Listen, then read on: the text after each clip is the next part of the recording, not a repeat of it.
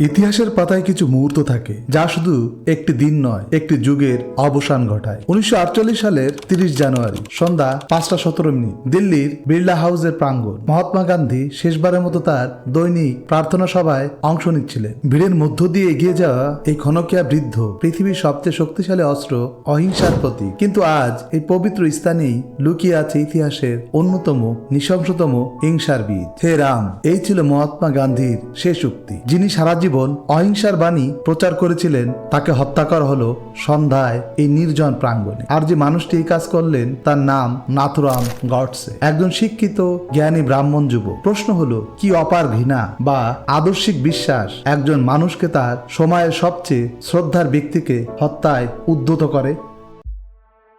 নাথুরাম গডসের গল্প শুরু হয় 1910 সালের 19 মে মহারাষ্ট্রের পুনেতে। কিন্তু তার জন্মের আগেই শুরু হয়ে যায় এক ট্র্যাজেডির পালা। নাথুরামের বাবা মা বিনায়ক ও লক্ষ্মী গডসের আগে 3টি পুত্র সন্তান জন্ম নিলেও শৈশবেই তারা মারা যায়। সেই সময়ের কুসংস্কার আচ্ছন্ন সমাজে এই মৃত্যুকে দেব অভিশাপ হিসেবে দেখা হয়। জ্যোতিষ পরামর্শ দিলেন, পরের পুত্র সন্তানটিকে যদি মেয়ে সাজিয়ে রাখা হয়, যদি তার নাকে নথ পরানো হয়, তাহলে হয়তো দেবীর কৃপায় সে বেঁচে থাকতে পারবে। তাই চতুর্থ পুত্র সন্তান রামচন্দ্র জন্মের পর তার নাম রাখা হয় নাথুরাম, যার অর্থ নথ পরা রাম। তাকে মেয়ে সাজিয়ে মেয়ে হিসেবে পালন করা শুরু হয়। মনোবিদরা পরে বলেন, এই জেন্ডার বা লিঙ্গ পরিচয়ের দ্বন্দ্ব নাথুরামের ব্যক্তিত্বে এক গভীর জটিলতা সৃষ্টি করেছিল। হয়তো শৈশবে পাওয়া এই ট্রমাই তাকে পরবর্তী জীবনে এক অতিমাত্রায় আগ্রাসী হাইপার ম্যাকুলিন পরিচয় গড়ে তুলতে বাধ্য করেছিল। একটি শক্তিশালী রক্ষণশীল হিন্দু পুরুষের ছবি যা তার আদর্শের সঙ্গে মিলে যায়। নাথুরামের পিতা বিনায়ক ছিলেন ডাকঘরের একজন সাধারণ কর্মচারী, কিন্তু গভীরভাবে ধর্মভীরু ও সংস্কৃতজ্ঞ। তার কাকা ছিলেন কেশব বলিরাম হেডগেলাওয়ারের ঘনিষ্ঠ, যিনি পরে রাষ্ট্রীয় স্বয়ংসেবক সংঘ বা RSS প্রতিষ্ঠা করে। এই পারিবারিক পরিবেশ নাথুরামের মনে হিন্দু ধর্ম, সংস্কৃতি ও রক্ষণশীল মূল্যবোধের বীজ বপন করে দেয়।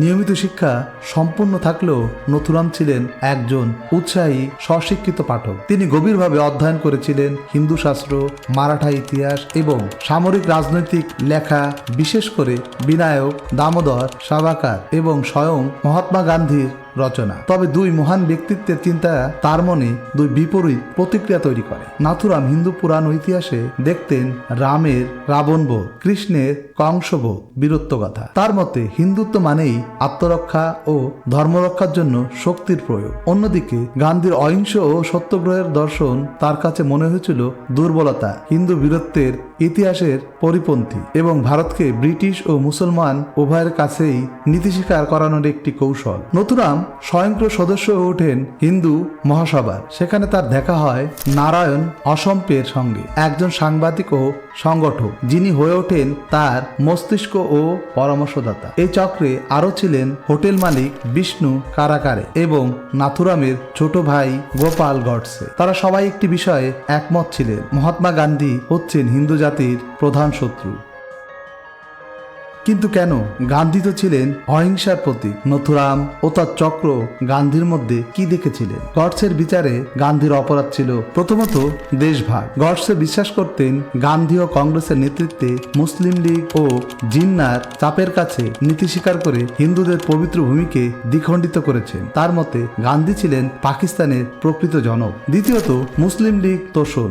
দিল্লিতে কিছু মসজিদ দখলের প্রতিবাদে গান্ধীর অনশন, কিন্তু পাকিস্তানে হিন্দু নিধনের প্রতিবাদে তার চুপচাপ থাকা। গডসের মতে এটা ছিল হিন্দু স্বার্থের সঙ্গে চরম বিশ্বাসঘাতকতা। তৃতীয় সবচেয়ে বড় কারণ হলো 55 কোটি টাকা। 1948 সালের 13 জানুয়ারি পাকিস্তানের প্রাপ্য এই টাকা দিতে ভারত সরকারের অনীহার প্রতিবাদে গান্ধী যখন আমরণ অনশনে বসলেন, গডসে ও তার সঙ্গীদের ধৈর্যের বাঁধ ভেঙে যায়। গান্ধীর অনশন সফল হয়, সরকার টাকা দিতে রাজি হয়, কিন্তু গডসের জন্য এটা ছিল জাতীয় অর্থ শত্রু রাষ্ট্রকে তুলে দেওয়া। এই ঘটনার পরেই তারা চূড়ান্ত সিদ্ধান্ত নেয় গান্ধীকে অবশ্যই হত্যা করতে হবে। এছাড়াও ছিল হিন্দির বদলে হিন্দুস্তানি ভাষার প্রস্তাব। কংগ্রেস তার একচাটিয়া নেতৃত্ব, শিবাজির মতো হিন্দু বীরদের দস্যু আখ্যায়ন দেওয়া, এইসবই ছিল গডসের চোখে গান্ধীর অপরাধের তালিকা। গান্ধীর হত্যার চেষ্টা এই প্রথম নয়। নথুরাম গডসে 1944 সাল থেকেই সরাসরি গান্ধীকে হত্যার পরিকল্পনা করে আসছিল, কিন্তু 20 জানুয়ারি 1948 হত্যার ঠিক 10 দিন আগে তাদের একটি বড় অপারেশন ব্যর্থ হয়। ষড়যন্ত্রকারীরা মদনলাল পাওয়া একটি হাতবোমা বিস্ফোরণ ঘটায়, কিন্তু গান্ধীজি আঘাতপ্রাপ্ত হননি। পাওয়া ধরা পড়ে। এই ব্যর্থতা গডসে এবং তাদের সঙ্গীদেরকে আরো দৃঢ় প্রতিজ্ঞ করে তোলে। তারা বুঝে যায় সরাসরি সাহসী হামলা ছাড়া কোনোভাবেই গান্ধীজিকে হত্যা করা সম্ভব নয়। ব্যারাটা মডেল 1934 সেমি অটোমেটিক পিস্তল সংগ্রহ করে। গান্ধীজি দৈনিক রুটিন প্রার্থনা সভার সময় নিখুঁতভাবে পর্যবেক্ষণ করে। তারা অপেক্ষা ছিল নিখুঁত মুহূর্তে, এবং সেই মুহূর্ত এলো 30 জানুয়ারি সন্ধ্যায়। নথুরাম গডসে বিড়লা হাউসে প্রবেশ করেন। গান্ধীজি যখন তার দিকে এগিয়ে আসছিলেন, গডসে সামনে এগিয়ে গেলেন, প্রণামের ভান করলেন এবং সঙ্গে সঙ্গে গান্ধীজির বুকে 3টি গুলি চালিয়ে দিলেন। কিন্তু সে পালিয়ে গেলেন না, সে ধরা পড়লেন। বিচার শুরু হয় দিল্লির রেড ফোর্টে। নথুরাম গডসে এবং নারায়ণ আম্পেকে প্রধান অভিযুক্ত করা হয়, কিন্তু বিচারককে গডসে আসলে যে শাস্তি চেয়েছিলেন তা হলো ইতিহাসের বিচার। তিনি 30,000 শব্দের একটি 5 ঘন্টা ব্যাপী জবানবন্দি পড়ে শোনান। এটি কোনো অনুতাপের কথা নয়, বরং এটি ছিল একটি রাজনৈতিক ইস্তেহার। হিন্দু জাতীয়তাবাদী দৃষ্টিকোণ থেকে ভারতের সমসাময়িক ইতিহাসের পূর্ণ ব্যাখ্যা। নথুরাম গডসের অডিও ক্লিপ। আমি যা করেছি তা ছিল সম্পূর্ণ রাজনৈতিক কারণে। গান্ধীজি ছিলেন হিন্দু জাতির শত্রু। তার মৃত্যু ছাড়া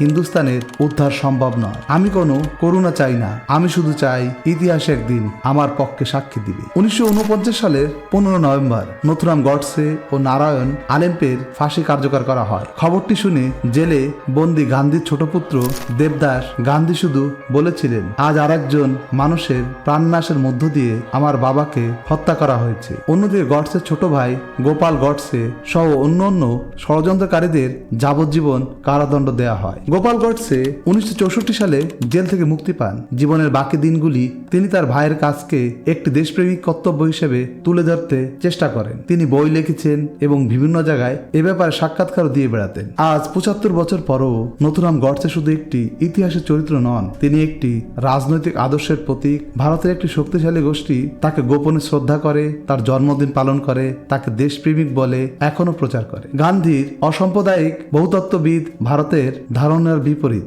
গডসে যে হিন্দু রাষ্ট্রের ধারণা নিয়ে এসেছিলেন, সে আদর্শিক যুদ্ধ আজও ভারতের রাজনৈতিক অঙ্গনে সক্রিয়। গান্ধীজির মৃত্যু একটি মানুষকে শেষ করেছিল, কিন্তু গডসের মৃত্যু একটি আদর্শকে শেষ করতে পারেনি, বরং এটি সেই আদর্শকে শহীদত্বের মর্যাদা দিয়েছে একটি বিশেষ গোষ্ঠীর কাছে। এটি আমাদের দেখায় হিংসা কতটা স্থায়ী ও শক্তিশালী আদর্শ তৈরি করতে পারে। তাই নাথুরাম গডসের গল্প শুধু একটি হত্যার গল্প নয়, এটি দুইটি ভারতের ধারণার মধ্যে সংঘাতের গল্প।